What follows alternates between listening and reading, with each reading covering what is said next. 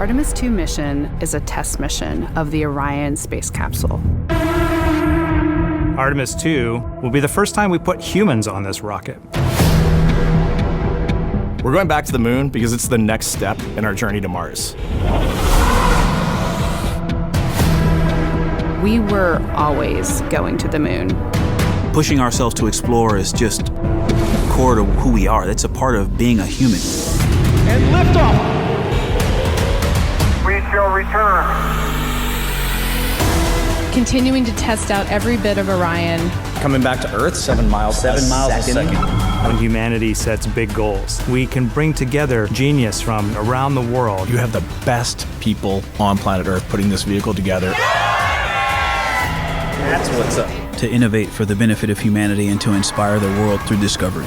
And here we go.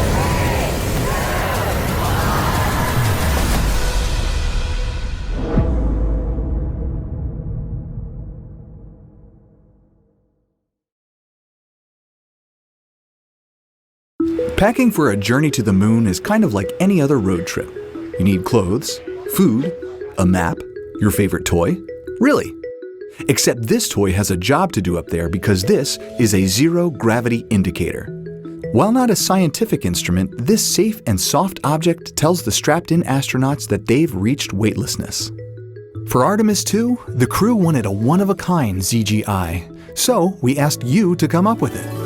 Thanks everyone for sending in your entries from around the world. Over 2,600 of you submitted. And we loved seeing all of your contributions. In the end, we went with one called Rise. It was a design inspired by the Earthrise photo taken on Apollo 8, which is very special to our crew.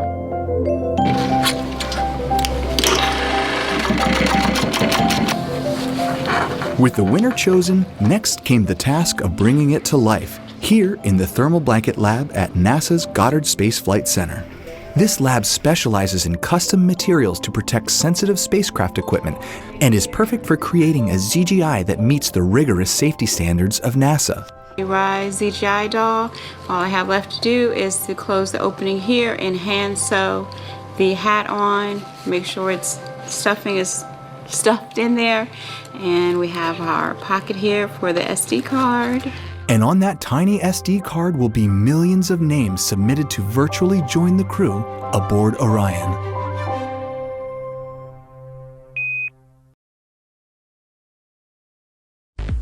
All right, spaceflight critical hardware right here.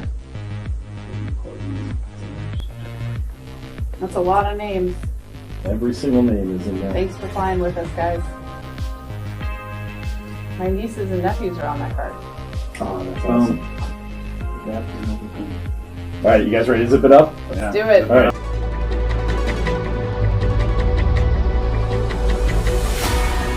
Following the demonstration, spacecraft data is collected to verify system performance, such as life support, communications, and navigation, ensuring Orion and the crew are ready for the voyage ahead.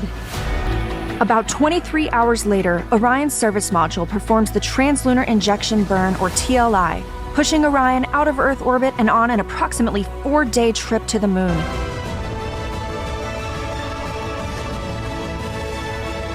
Ultimately, the crew's figure-8 flight path extends more than 230,000 miles from Earth. During the trip, the astronauts continue to evaluate the spacecraft systems and practice emergency procedures like testing the radiation shelter. The Artemis 2 crew travels about 4,600 miles beyond the moon, becoming the first humans to lay eyes on the lunar far side in over 50 years. Their observations will help us prepare for future missions at the moon. During this period, there will be an anticipated communication blackout between Mission Control and the spacecraft.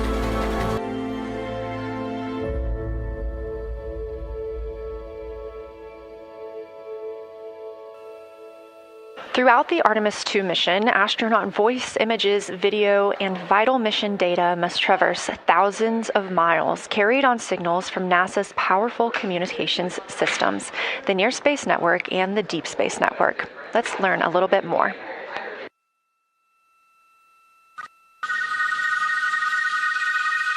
NASA's Artemis 2 will send 4 astronauts around the moon. preparing humanity for a long-term lunar presence and future journeys to Mars. Enabling communication and navigation for this test flight are NASA's Near Space Network and Deep Space Network. With antennas around the world and a fleet of relay satellites, the networks will deliver vital data to and from Earth through all phases of the mission. The networks are seamlessly integrated at NASA's Johnson Space Center in Houston, Texas, where Mission Control coordinates the network handovers. These transfers represent a delicate dance between the two networks, exchanging support as the mission shoots toward the moon. On the launch pad and during their early orbit phases, NASA's Orion spacecraft and Space Launch System rocket will rely on communications and tracking services from the Near Space Network. After its translunar injection burn, the Deep Space Network's global array of antennas will serve as Orion's primary communication support during lunar orbit. As the mission journeys farther into space and away from Earth, signal strength weakens and bandwidth is conserved for crew communications. The astronauts will have a near constant connection to Earth, ensuring their safety on a journey farther into space than ever before. We say near constant because as Orion goes behind the moon, a planned loss in communications will occur. The Deep Space Network will be standing by to reacquire the signal as Orion reappears. The Artemis II mission also provides an opportunity to test new capabilities. Using laser links, NASA will periodically transmit Orion data to showcase the benefits laser communications could have for future human spaceflight missions. The data from Orion, sent by radio signals or laser links, is massive. The mission is gathering images, data, and video, while also generating details about mission health and crew voice files. All of that data gets processed here on Earth, where systems compress it for efficiency. In the future, we'll upgrade these systems on Earth so that image and video clarity improve with each moon mission. With the Artemis II test flight, we're evaluating the communications infrastructure that will help carry us into the future as we explore the moon and journey forward to Mars.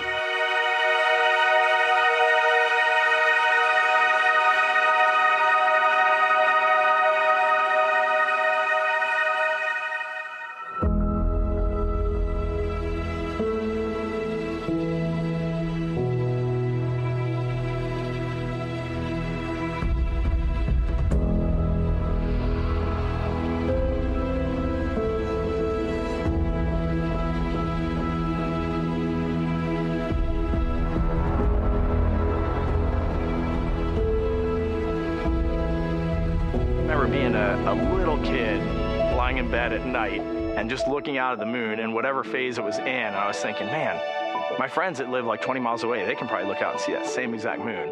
And then when I was in the Navy and I would look out at the moon and I'd be halfway around the planet, and I would think, man, my brother can see that moon where he is, and he's halfway around the planet from where I am. And it's a connection of life on Earth. We can all look up and see that moon. It represents history. It is a witness plate. Everything that's ever happened to the moon is still written on the moon. There's no processes of wind or change in the Earth, geologic processes like we have here that change it. And something that's been telling and can read out the story of its own evolution, there's something beautiful about that. I've also learned from my indigenous mentors that they refer to the moon as grandmother moon. So you've probably heard of Mother Earth. They use grandmother moon because grandmother moon is responsible for the water in their community. The grandmothers, sort of protect the water source, just like the moon moves the water around the planet, affects the tides. It's something that represents something different for each individual culture around the planet. And that's really neat because we all share that same moon in the night sky. We all have seen the same side of the moon in different lighting conditions our whole lives. And so it seems very familiar to us, but it's also kind of unknown. When we get up close, some of the imagery that we'll get to describe and to share with people will be very unique. And that nature, both of those things being true about this one entity that we all know, just is really special. It's just the epitome of a symbol of both something that's in each of our hearts, but that's also represents exploration and reaching.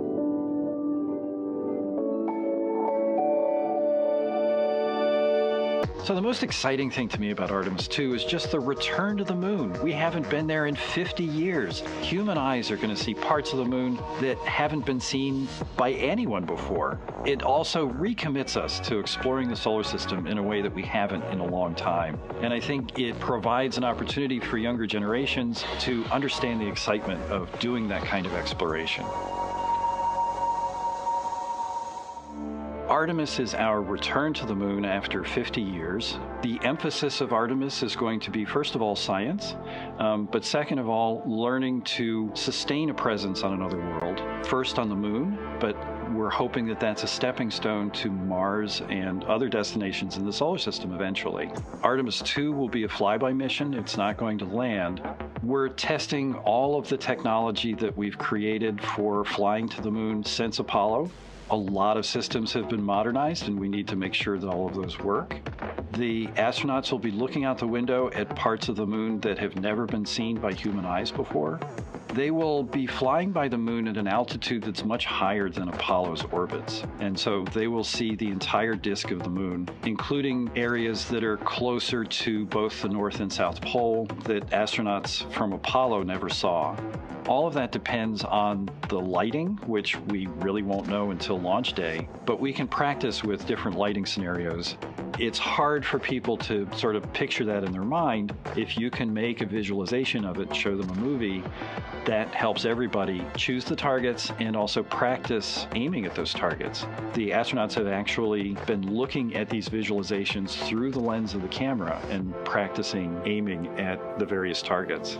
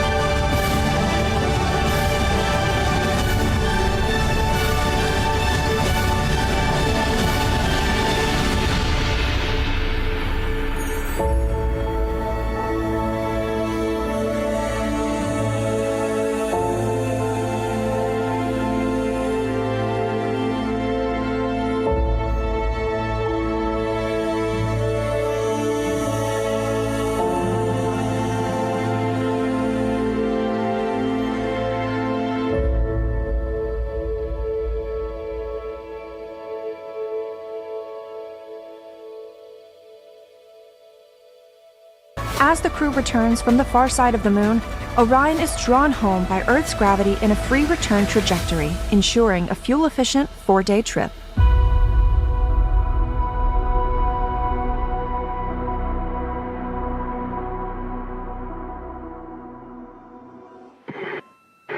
Administrator Isaacman, we've got you loud and clear, sir. How us? I've got you loud and clear. Artemis 2 crew, we have a very special guest who wanted to be the first person to greet you after your return from the far side of the moon. Reed, Victor, Christina, and Jeremy, it's my honor to introduce the President of the United States of America, President Donald J. Trump. Over to you, sir. Well, thank you very much, Jared, and you are doing a fantastic job. And hello, very special hello to Artemis 2. Today you've made history and made all America really proud, incredibly proud. We have a lot of things to be proud of lately, but this is there's nothing like what you're doing, circling around the moon for the first time in more than a half a century and breaking the all-time record for the farthest distance from planet Earth. Humans have really never seen anything quite like what you're doing in a manned spacecraft It's really special. I want to personally salute and congratulate Commander Reed Weissman, Pilot Victor Glover, Mission Specialist Christina Koch, and Jeremy Hansen. And I also want to thank the entire amazing team at NASA, headed by Jared, who's a very special guy, by the way. And you all made this day possible, and you've really inspired the entire world. Really, everybody's watching. I find it incredible. I just watch you go to the back of the moon, and people haven't been there in a long time, we can say, but it's going to be more and more prevalent because we're going to be doing a lot of traveling, and then you're going to ultimately do the whole big trip to Mars, and that's going to be very exciting. This is Artemis 2. Learn more about Artemis at nasa.gov/Artemis.